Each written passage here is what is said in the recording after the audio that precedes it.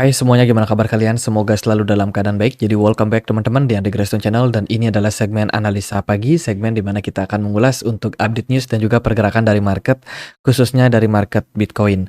Hari ini kita berada di tanggal 21 Mei 2024. Teman-teman, kita akan mulai pembahasannya seperti biasa dari kalender ekonomi. Jadi hari ini hari Selasa akan ada beberapa petinggi dari bank sentral yang akan speech. Dari Amerika Serikat itu ada Mr. Bostic. Terus juga ada Menteri Keuangan Amerika Serikat, Janet Yellen akan speech juga. Selanjutnya di sore hari itu ada Presiden Christine Lagarde ya, petinggi dari European Central Bank, itu juga akan speech di perdagangan hari ini. Kemudian ada Euro Group meeting. Lalu dari FOMC ada Waller, William, Bostic, dan juga Barr yang akan speech. Oh, banyak sekali. Teman-teman, akan ada wejangan-wejangan dan juga outlook dari inflasi dan perekonomian ya dari beberapa petinggi bank sentral di negara Amerika dan juga Uni Eropa. Jadi itu data yang akan kita temukan di perdagangan hari ini. Waspada dengan volatilitas yang terjadi pada market. Teman-teman, kita akan mulai dulu pembahasan dari berita kemarin yang cukup panas ya. Itu dari Iran ya, presiden mereka dikabarkan meninggal karena kecelakaan helikopter. Jadi ini berita yang cukup mengejutkan teman-teman, di mana kasusnya ini bisa dibilang menjadi sangat-sangat ya bisa dibilang dicurigai lah teman-teman, ada sabotase yang terjadi. Jadi apapun spekulasinya, pada intinya adalah Iran sendiri itu kehilangan presidennya dan ke depan mungkin akan digantikan oleh presiden yang baru. Kita nggak tahu presiden yang baru akan seperti apa ya cara dia berpolitik dan apakah akan melakukan kompromi. Karena Iran ini kan masih dalam konflik dengan Israel ya teman-teman. Jadi masih akan dinantikan seperti apa perkembangan dari geopolitik. Kemudian kalau kita lihat dari berita yang lain, Bitcoin kemarin mendapatkan inflow yang besar dari stablecoin deposit. Jadi ada semacam peningkatan deposit stablecoin yang masuk ke market kripto. Ini terjadi dan ini membuat efek daripada kenaikan harga pada market ya teman-teman. Jadi ini bisa dibilang berita yang bagus karena semakin banyak inflow ke exchange, khususnya inflow stablecoin, itu menunjukkan bahwa akan ada indikasi stablecoin tersebut dibelikan aset kripto, dan ini datanya kedetek ada pergerakan whales yang cukup signifikan di perdagangan kemarin. Kemudian juga ada berita terkait dengan Ethereum ETF yang sepertinya akan menemui titik terang. Proses kemajuan Ethereum ETF itu mendadak teman-teman, ada kemajuan mendadak meskipun persetujuan masih belum dijamin. Sumber bursa diminta untuk memperbarui pengajuan 19B-4 secara lebih cepat lagi ya oleh Komisi Sekuritas dan Bursa Amerika Serikat atau SEC. Jadi ini merupakan sebuah indikasi yang positif untuk Ethereum ETF, dan kalau kita lihat dari prediksi banyak analis teman-teman yang mengatakan bahwa disetujuinya Ethereum ETF itu meningkat potensinya sampai 75% saat ini. Jadi dari Eric Bakulna sendiri mengatakan ada peningkatan sekitar 25% kemungkinan Ethereum ETF ini bakalan mendapatkan approval dalam jangka waktu dekat. Dan ini tentunya merupakan sebuah berita positif. Ya, jadi Ethereum kemarin mengalami lonjakan kenaikan harga yang lumayan signifikan. Sebelumnya potensial untuk approval Ethereum ETF ini adalah 50%, teman-teman. Dari berita yang lain datang dari Gala. Web3 gaming platform kemarin kena hack sekitar 200 juta US dollar. Ya, ada exploit besar banget teman-teman dan menyebabkan harga dari token Gala sendiri drop sampai 15%. Ini adalah berita yang negatif untuk Gala, disebabkan karena ada insiden teman-teman, lagi-lagi mereka dibobol oleh hacker. Dan Gala bukan pertama kali di-hack teman-teman. Sebelum-sebelumnya juga sudah pernah terjadi hal yang demikian. Kemudian sedikit tambahan informasi buat teman-teman. Ini adalah sebuah survei yang dilakukan oleh CoinGecko terkait dengan beberapa blockchain tercepat yang ada saat ini. Yang paling cepat itu masih dipegang oleh Solana dengan kecepatan yang bisa dibilang sekitar 1.500 ya transaction per second ya teman-teman. Ini tinggi banget, bisa dibilang Solana ini yang paling cepat saat ini, blockchain paling cepat saat ini. Yang kedua ada Sui, yang ketiga ada Binance Smart Chain, lalu ada Polygon Matic, ada Ton Telegram, ada Tron, ada Near Protocol, Avalanche, Cronus, Genesis, Phantom, dan kawan-kawan. Jadi survei yang dilakukan ini adalah mengenai dengan kecepatan transaksi yang berhasil atau yang sukses. Jadi Solana memiliki kecepatan yang sangat-sangat melampaui daripada blockchain-blockchain terdahulu. Itu.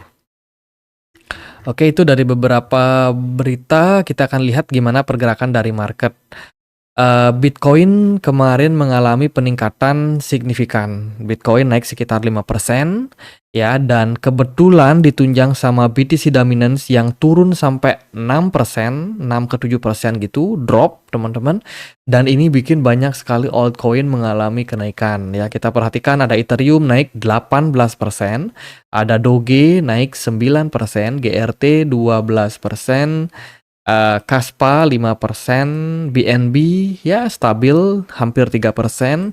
Lalu ada Litecoin naik sekitar 7%, XRP naik 5%, Solana 9%, Matic, Curve Finance, TIA, kemudian Polkadot itu naik 9% rata-rata. Cardano, WLD, Manta ya naik 12%, AAV juga naik 14%. Oke, dan sisanya juga lumayan positif. Jadi bisa dibilang kenaikan yang terjadi pada Bitcoin dan juga kripto yang lain di perdagangan kemarin ini cukup mengejutkan dan menurut saya cukup baik ya. Mengindikasikan hal yang positif untuk market. Dan arah selanjutnya level kemarin kita bilang level 68 ya teman-teman. 68 ternyata sudah ditembus dan sekarang pergerakan Bitcoin ada di 69.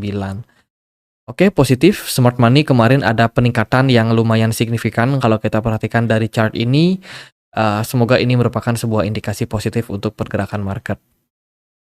Dari time frame daily, pergerakan Bitcoin memang masih dalam histobar hijau dan masih menguat ya. Kemarin closing time frame weekly untuk Bitcoin ya overall bagus lah teman-teman. Ya, clean, bagus, ada indikasi peningkatan dan saat ini ditunjang sama kenaikan harga lanjutan sehari setelah closing. Namun histobar dari MACD masih cenderung merah. Jadi masih harus hati-hati sih sebenarnya untuk pergerakan kenaikan yang terjadi saat ini.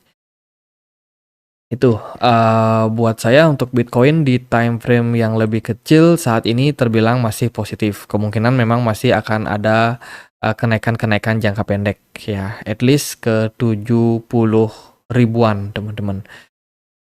Di level tersebut mungkin akan ada beberapa resistance yang kuat. Yang paling saya lihat ya untuk saat ini adalah Ethereum.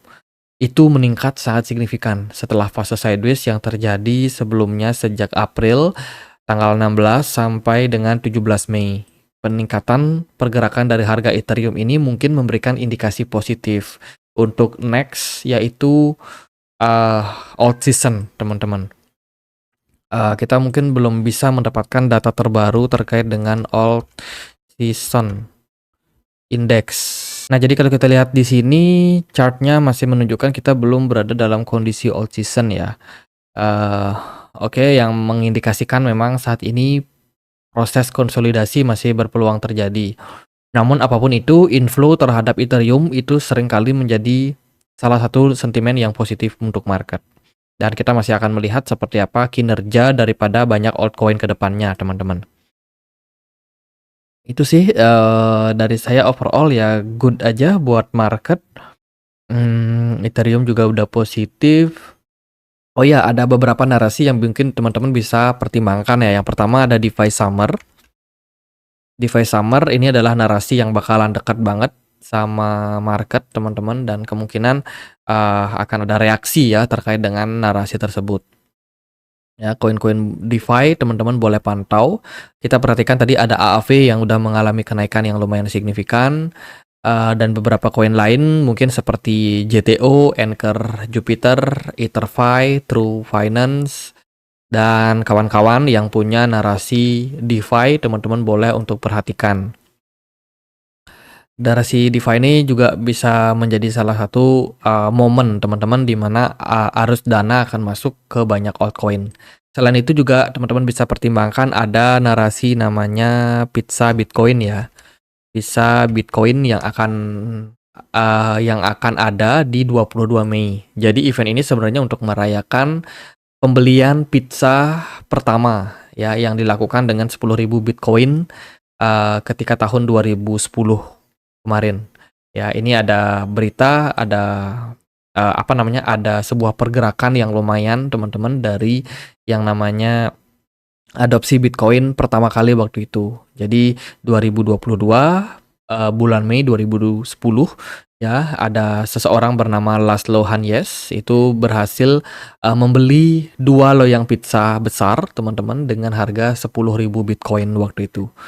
Jadi ini selalu dirayakan setiap tahun dan kita juga sudah sempat bahas di channel ini terkait dengan pizza Bitcoin dan seperti apa impact-nya terhadap market. Apakah pizza Bitcoin tersebut itu bisa memberikan kenaikan harga? Ya secara sentimen sih sebenarnya tidak terlalu berkaitan. Namun kalau kita perhatikan secara historical menjelang 22 Mei itu biasanya sentimen bagus teman-teman. Kita udah sempat bahas 4 hari yang lalu ya. Teman-teman bisa check out videonya, cari aja di menu pencarian pizza Bitcoin Andre Greystone dan dapat video yang ini. Itu sih jadi ada beberapa sentimen yang mulai positif untuk market setelah penurunan harga yang terus terjadi ya sebelum-sebelumnya dan semoga ini bisa di follow up dengan baik oleh market ke depannya. Oke, gitu aja paling buat update Bitcoin. Congrats buat teman-teman yang udah serok barang kemarin yang dapat diskon ya, terutama altcoin nih yang mana altcoin ini lagi nunggu momentum karena karena leader terbesar dari Ethereum kan leader terbesar dari altcoin kan Ethereum ya teman-teman. Kalau Ethereumnya udah naik, udah mendapatkan inflow seperti ini akan men-trigger banyak altcoin kedepannya akan mengalami akumulasi lebih lanjut. Ya cuma untuk timing untuk up-nya kapan itu masih kita akan nantikan. Itu jadi manfaatkan aja posisi yang masih diskon seperti saat ini. Jadi gitu aja, semoga videonya bisa bermanfaat. Teman-teman, kita punya komunitas diskusi di Telegram, tempat aku untuk update berita-berita terbaru. Bagi yang mau join, linknya ada di kolom deskripsi video ini. Gitu aja, akhir kata saya Andre, makasih.